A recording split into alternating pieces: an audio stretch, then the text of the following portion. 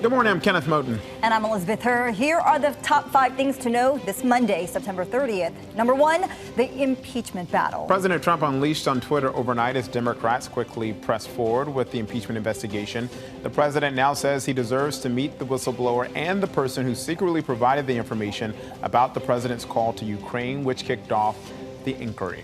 As the whistleblower prepares to testify before lawmakers, attorneys are raising concerns about his safety. His attorneys say certain individuals are offering a $50,000 bounty for the whistleblower's identity. Number 2, the urgent manhunt for 4 escaped inmates described by authorities as extremely dangerous. The men were being held in an Ohio County jail for several charges, including drug trafficking, robbery, and assault. They overpowered 2 female correctional officers with a homemade shank. Police say Christopher Clemente was spotted at the Westmoreland Mall near Pittsburgh. The mall was shut down and searched. 3 of the 4 suspects have been captured. On to number 3, the lawyer for a man charged with driving an SUV through a mall says his client is not a terrorist. Police say Javier Garcia was behind the wheel as shoppers raced for cover in a mall outside Chicago. Amazingly, no one was hurt. Garcia is being held without bail on domestic terrorism charges. His lawyer says the 22-year-old has mental health issues and is being treated for paranoid schizophrenia. Number 4, the big scare for nearly 200 passengers aboard a United Airlines flight. Passengers inside the cabin witnessed a piece of an engine panel flapping in the wind during the flight. The plane had just left Denver when the pilot called for help. It was headed for Orlando, but roughly a half hour after takeoff, it landed safely back in Denver. United says those passengers departed on a different aircraft headed to Orlando. And finally, number 5, the record-setting season for the MLB. Baseball's regular season wrapped up last night. 6,776 homers were hit this season. That's 11% better than the old mark. New York Mets' Pete Alonso bashed his 53rd home run of the season, passing the rookie mark set by Yankees slugger Aaron Judge. Alonso wasn't the only one swinging for the fences on the record-setting homer. Check out this young fan mimicking the slugger's every move, then celebrating just like his idol. Yep. That's a future MLB star there. You did it!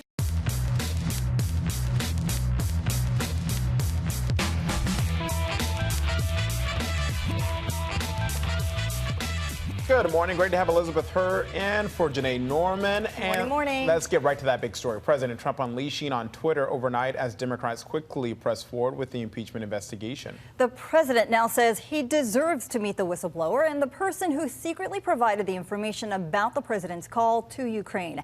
As the whistleblower prepares to testify before lawmakers, attorneys are raising concerns about his safety.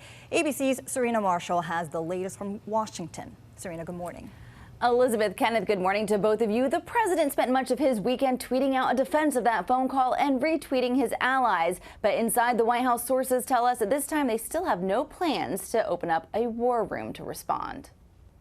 As the impeachment probe heats up, the president's allies doubling down. Salem witch trials have more due process than this. This individual is a saboteur. First, did they have firsthand knowledge? And second, what is their motivation? Was there some kind of bias? This individual has problems on both of those counts. Going on the offense, attacking the unknown whistleblower's credibility, even as the intelligence community's Trump-appointed inspector general found the complaint to be credible and of urgent concern. The president arguing he deserves to meet his accuser. Over the weekend, the whistleblower's attorney in a letter expressing serious concerns we have regarding our client's personal safety, explaining certain individuals are offering a $50,000 bounty for the whistleblower's identity, and cited these comments made by the president last week in video obtained by Bloomberg. With spies and treason, we used to handle it a little differently than we do now. Even with that concern, though, the whistleblower ready to testify. We allow that testimony to go forward in a way that protects the whistleblower's identity. A new ABC News Ipsos poll shows that nearly 2/3 of Americans saw the president's actions in the call as a serious problem. Congress may be on recess, but Democrats continue to map out their impeachment inquiry, looking at subpoenas, depositions, and hearings. Kenneth, Elizabeth. All right, Serena Marshall. Serena, don't go anywhere just yet. We're going to bring you right back to talk about one of the president's former advisors. But first, we want to talk about the fact that Congress is in recess for 2 weeks but work on the impeachment inquiry continues. Here is a look at what happens now. Intel Committee Chair Adam Schiff says the whistleblower will testify, quote, very soon, and that will likely happen behind closed doors. The Inspector General, who handled the whistleblower complaint and deemed it of urgent concern, will testify this Friday. As for the long term, some in the House want to prepare the articles of impeachment by Thanksgiving so the full House can vote by the end of the year. And sources tell ABC News that President Trump is, quote, upset and disappointed that his former Homeland Security advisor said he's deeply disturbed by the phone call. ABC News contributor Tom Bossert is the first former White House aide to speak out against the president and his staff. Yeah, I'm deeply disturbed by it as well, and this entire mess has me frustrated. You and I both lived through the impeachment of President Clinton and saw how frustrating and dividing it can be, and I've just spent the week overseas, and I'll tell you, the whole world is watching this. That said, it is a bad day and a bad week for this president and for this country if he is asking for political dirt on an opponent. Bossert also said he does not see evidence of an impeachable offense. So let's bring Serena back in as promised. And Serena, Bossert was very critical of Rudy Giuliani, the president's personal attorney, especially when it came to what he called a conspiracy theory that was completely debunked. Yeah, Elizabeth, Kenneth, this was really interesting. Now, what Tom Bossert is referring to is the president, after the Ukrainian president mentioned military aid, the president came back and said, I want to ask you a favor, though, and mentioned this thing called CrowdStrike. Now, what that is a debunked conspiracy theory that alleges that Ukraine, not Russia, hacked the DNC emails to benefit Democrats. Now, Tom Bossert was on this week, and he said not only is that a conspiracy theory, but it's something that the federal government had looked into multiple times. It has no claim in reality, and that he was critical, as you said, Kenneth, of Giuliani for pushing this because, as Bossert said, it gets stuck in the president's mind. He called the fact that the president was going back and in some ways relitigating 2016 as a white whale that was going to be dangerous to him moving forward. But it's really interesting that Bossert came right out, criticized the president for that element of that phone call directly, in addition to, as you saying the entire phone call he found very troubling. Yeah, that's right. All right, Serena, thank you for breaking that down for us. We appreciate it. And as the president's most loyal allies come to his defense, some Democrats are hoping to prepare articles of impeachment by Thanksgiving. And ordinary Americans are also taking sides. ABC's Brad Milkey has more on how this is all playing across the country and in Congress. Hey, that's right. And forget lawmakers for a second. Over the weekend, we got our first glimpse at how Americans see this phone call from President Trump to Ukraine. When asked how big a problem it was that President Trump asked the Ukrainian president to investigate the Biden family, nearly 2/3 of Americans said it was a serious problem. But then when you look closer, only 17% of Americans say they were actually surprised by the news. So what does that mean for Democrats and the House impeachment inquiry? Well, ABC's deputy political director, Mary Alice Parks, told me it could all come down to how many things they're investigating. Well, that's where the scope of this starts to get messy. On the one hand, you have a number of Democrats leading this investigation who are lawyers and prosecutors themselves. And there's a need, a desire to find all the evidence available.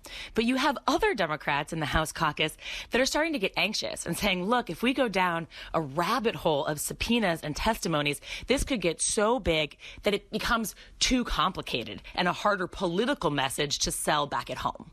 And she said, keep an eye on how unified Democrats are on the campaign trail as well. So far, they have largely defended Joe Biden. But we are seeing a couple candidates take swipes at the former vice president over his son's previous role on the board of Ukraine's biggest oil company.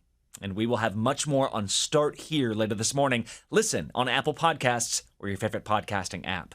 Kenneth, Liz? Brad, thank you. Meanwhile, the State Department is reportedly stepping up its investigation stemming from the Hillary Clinton email scandal. The Washington Post says in recent weeks, the State Department has contacted as many as 130 of its current and former employees who worked for Hillary Clinton when she was Secretary of State. The investigation is reportedly looking into whether secure channels were used to transmit information that was not considered classified at the time, but later designated as such. Some sad news to report here out of New York City this morning. An NYPD officer was shot and killed with his own weapon during a struggle with an armed suspect. Officer Brian Mulkeen was questioning the suspect at a housing project in the Bronx when he was shot.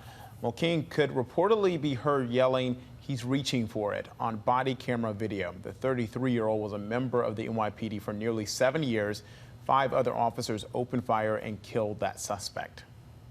Well, rain has forced Michigan to delay aerial spraying to combat a deadly outbreak of a rare mosquito-borne virus. The spraying will target 14 high-risk counties. 9 people in 7 states have died from eastern equine encephalitis, or EEE. 3 were in Michigan. Authorities say it's the worst outbreak in decades. A helicopter pilot is in critical condition after a crash that sent panic through a fairground in Pennsylvania. Yeah, the sightseeing chopper went down Saturday night in a parking lot in Bloomsburg. A woman and a child were also on board. They were treated for minor injuries. No one on the ground was hurt. This crash is under investigation.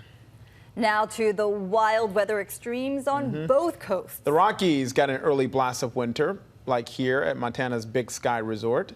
And the governor declared a state of emergency after record-setting snowfall caused hazardous driving conditions and power outages. Up to 4 feet of snow was reported in Glacier County.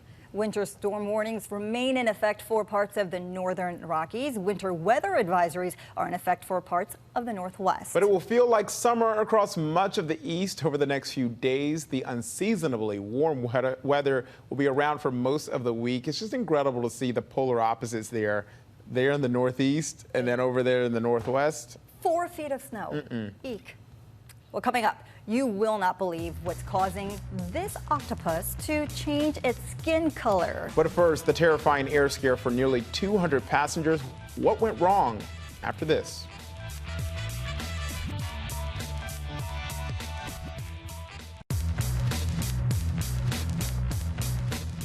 Welcome back. Now to that mid-air scare on board a United flight. The plane was forced to make an emergency landing as passengers inside the cabin could see a piece of an engine panel detaching. It's a passenger's worst nightmare. Looking out of your airplane window mid-flight and something flapping on the wing. That object, a partially detached panel from the engine. There was a pop and a bang and then suddenly just shaking. My husband and I grabbed each other's hand and knew that something did not feel right. Like an eerie feeling kind of cast itself over the plane. The terrifying scene unfolded Sunday morning. United Flight 293 had just left Denver when the pilot called for help. We need to get back to Denver, relatively speaking, as quick as possible. When you get a chance, nature of the emergency. The panel has become detached from the airplane. We have about 6 hours of fuel, and we have 196 people. The flight was headed for Orlando, but just before 8:30 a.m., roughly a half hour after takeoff, it landed safely back in Denver. This pilot really took some pretty heroic, decisive action. Turning it around and landing it back in Denver potentially saved some lives. This photo of the plane on the ground shows the mangled panel with the interior of the engine exposed. You might say it's inconvenient if you have part of the engine shroud blow off the airplane, but the real danger is if a part hits a window, cracks it, and causes a decompression and the loss of a passenger. United said in a statement, United Flight 293 from Denver to Orlando returned to the airport due to a mechanical issue with one of the engines. The flight landed safely and taxied to a gate where customers deplane normally. Now that the passengers were injured, it's not clear what caused the engine cover to peel back. Well, tomorrow marks 70 years of communist rule in China. The anniversary is expected to be met with massive protests in Hong Kong following violent demonstrations over the weekend, and more protests are underway this morning. So let's go across the pond to Julia McFarland in the London Bureau for more. Julia, good morning. Good morning, Kenneth. Morning, Elizabeth. Yes, that's right. It was the 17th weekend in a row this weekend. Hong Kong seeing scenes of chaos and violence. Once again, police firing tear gas and blue liquid to identify protesters, and water cannon was deployed on the streets in Hong Kong. A lot of protests on busy shopping districts. Now, as you point out, this is just ahead of China's National Day. That's the 70th anniversary of the founding of the People's Republic of China. Carrie Lam and a lot of Hong Kong executives have actually flown to Beijing ahead of those celebrations. Meanwhile, in Hong Kong, authorities, they're carrying out a little bit of a crackdown on activists. At least 2 activists have been detained, and police, they have banned demonstrations for tomorrow, Tuesday, the 1st of October, which is that anniversary. It's expected that there will be widespread demonstrations in Hong Kong to mark that date. Wow. And meanwhile, at least 100 people have been killed in India as torrential rains have caused devastating flooding in the northern part of the country. So how are people dealing with the disaster there? Exactly. There have been, there's a lot of footage showing really devastating scenes. Those are in the states of Uttar Pradesh and Bihar, which are, as you say, in North India. More than 100 people have died from flooding in those states. Authorities say that they're carrying out rescue searches to try and get people out. And there's heavy rain being seen across India, and this is, of course, drawing attention to lack of infrastructure and planning for a lot of these poorer parts of India, where those who are living close to the poverty line are often the hardest hit during natural disasters such as floods, monsoons, and heavy rainwater. Julia, thank you for that. And finally, in South Korea, we're getting some frightening video from that country. A fireball erupted from an oil tanker after it caused fire. Here's that video. Julia, what exactly happened there? Exactly. Really strong footage. Just as you can see, this huge fireball erupting into the air. That was an explosion that occurred on the Stolt Groenland, a 25,000-ton Cayman Island flagged tanker. At least 10 people have been wounded. The South Korean officials have said there were 25 sailors on board that tanker, Russians and Filipinos. Julia McFarland in London, thank you so much. Thanks, guys. All right, let's get a check of our notifications, starting with a mystery solved in Southern California. The woman who captivated Los Angeles Metro riders with a jaw-dropping performance has been identified. The subway soprano was captured on camera last week, and the video quickly racked up millions of views. And that woman is 52-year-old Emily Zamorka. She says she recently struggled to make ends meet and is now homeless. Emily says she came to the U.S. from Russia nearly 30 years ago. She is also trained in violin and piano. Wow. She's just incredible. So let's really hope her luck turns after so many people have enjoyed that beautiful voice there. And next up, watch this percussionist getting really into the music, just feeling it there. He's in California. He's on the sideline there while the marching band's on the field. Look at him. One fan actually said this is passion personified. I was trying to remember, yeah. Passion personified. And he just says, look, he just gets into it, and if he's happy, he's happy, and it's all about just enjoying yourself, and he is feeling that music. If that doesn't make your Monday morning, I don't know what I know, will. that's right. Yeah. Hey, and watch this octopus changing its skin color while it's asleep. We do wonder what it's dreaming about, but researchers, they said, wait, okay, we do know what happens when the octopus sleeps. They changed their color. Yeah. Hey, and next to Paris Fashion Week. And a quiz. Can you guess which 26-year-old rapper is wrapped up inside this head-to-toe floral ensemble from designer Richard Quinn? Here's a hint. Take a listen. What's poppin', baby? I heard you was missing me in Fashion Week, New York. I'm here to serve it to you. And serve it to you cold. You could really never. Hey. Nope, that's not Lil' Kim. Definitely not Nicki Minaj. That is all Cardi B right there, enjoying Fashion Week, the attention. I don't know how she can breathe, though. I was just going to say, yeah, I knew right away it was Cardi B. You sure did, didn't you? Well, from Cardi B's head-to-toe florals this weekend in Paris to Jennifer Lopez's iconic Versace dress, fall fashion has never been hotter. Anna Wintour and the other style critics have weighed in, but on the heels of Fashion Week, we decided to go back to basics to see what some elementary school students have to say. Here's our own Will Gans. Just going to start off with some easy questions here. Do you guys know what you want to be when you grow up?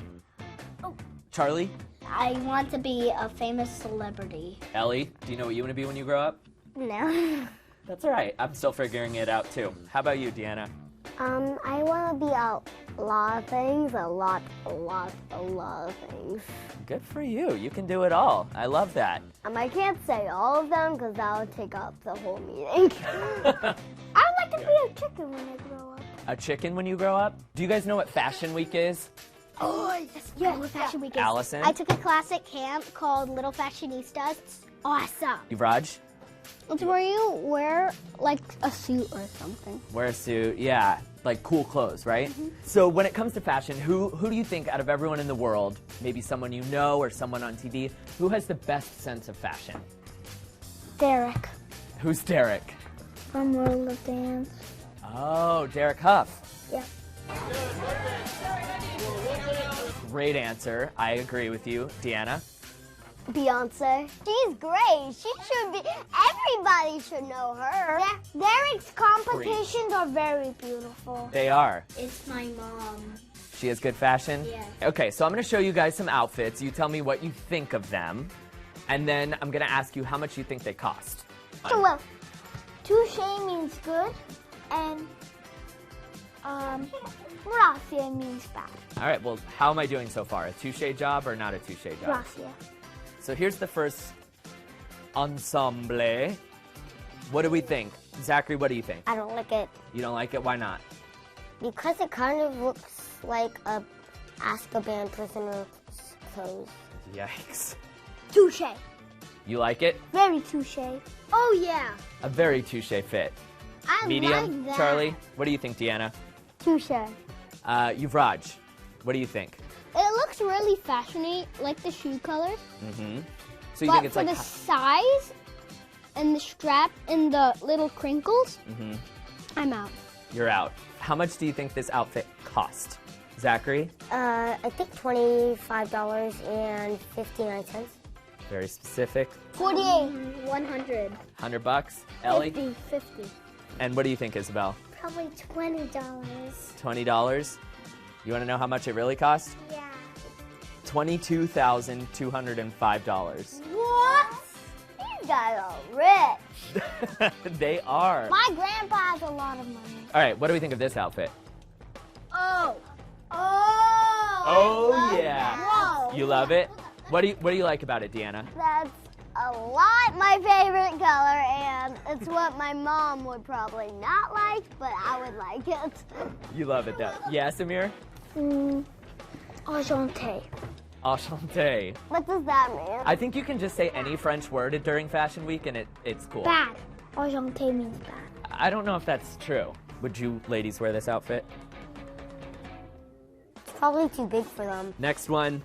What do we think of this look? Mr. Will. Yes, What? Samir. Very, very, very touche. Very touche. Very, very, very, very, very, very, very touche. I think my dad would wear that. My mother wears like those things with holes on it. Y'all are the best. Thank you so much for hanging out with me. I hope we didn't make you miss too many classes. Hope I'm not at recess now. And we would like to thank the students at Basis Independent Manhattan for letting us interrupt their recess. How adorable were they? And the teachers and the staff there for welcoming us. Those kids are great. So smart. Touche. I laughed so hard during that piece. Yeah, I learned Touche. a lot. Yeah. Touche. Gracier. Coming up, we've got a look at all the big events in the day ahead. Plus, what happened when these officers were called to respond to a noise complaint. After this. Here's what to watch out for today. President Trump is scheduled to attend the Armed Forces welcome ceremony for the new chairman of the Joint Chiefs of Staff, General Mark Milley, before participating in the swearing-in ceremony of the Secretary of Labor, Eugene Scalia. Secretary of State Mike Pompeo will meet with the president in the Oval Office this afternoon, just days after House Democrats issued subpoenas for Pompeo and 5 other State Department officials to turn over documents related to President Trump and Rudy Giuliani's effort to pressure Ukraine's new president to investigate Trump's political opponents. A candlelight vigil is planned tonight for slain Texas deputy Sandeep Dhaliwal, who was shot and killed from behind while conducting a traffic stop Friday afternoon in Houston. And the murder trial of ex-Dallas cop Amber Geiger resumes this morning. Geiger took the stand Friday, testifying that she was tired from a long day at work and mistakenly parked on the wrong floor before shooting and killing Botham Jean. Geiger said it wasn't until after the shooting that she realized she was not in her own apartment. And Democrats running for president are on the campaign trail. Senator Bernie Sanders is scheduled to attend a Medicare for All small business town meeting before a rally in New Hampshire, while Senator Amy Klobuchar holds a meet and greet in Seattle, and Andrew Yang is set to hold a rally in Los Angeles. Plus, don't forget to tune into the debrief for an update on all our top stories, in the briefing room for a breakdown of the latest headlines in politics. And finally, a birthday celebration that was so good even police didn't want it to end. These California officers were responding to a loud music complaint. But that party was such a blast. Take a look. They were unable to resist joining the celebration. In fact, everyone took one final spin around the dance floor, and then it was time to shut the music off and close down the party. But hey, the party went on for a little while. Now, that's some community policing. There's nothing wrong with taking some time to dance. Not at all. Hey, that is it for us on this Monday morning. Great to have Elizabeth Hur in for Janae. We will see you tomorrow. Have a great day.